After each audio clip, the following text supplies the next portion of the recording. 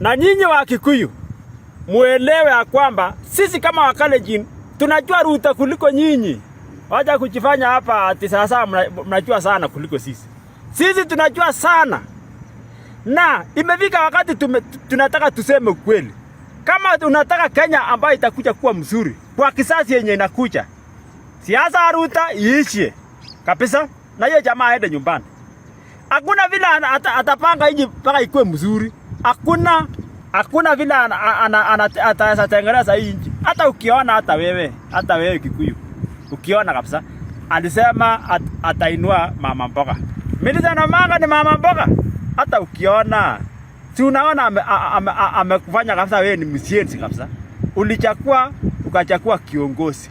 Alafu ukaangusha mwingine mwenye uliona haiwezi analishindwa na kazi. Alafu anakuja kupea kazi. Hata uoni hata anakutarau.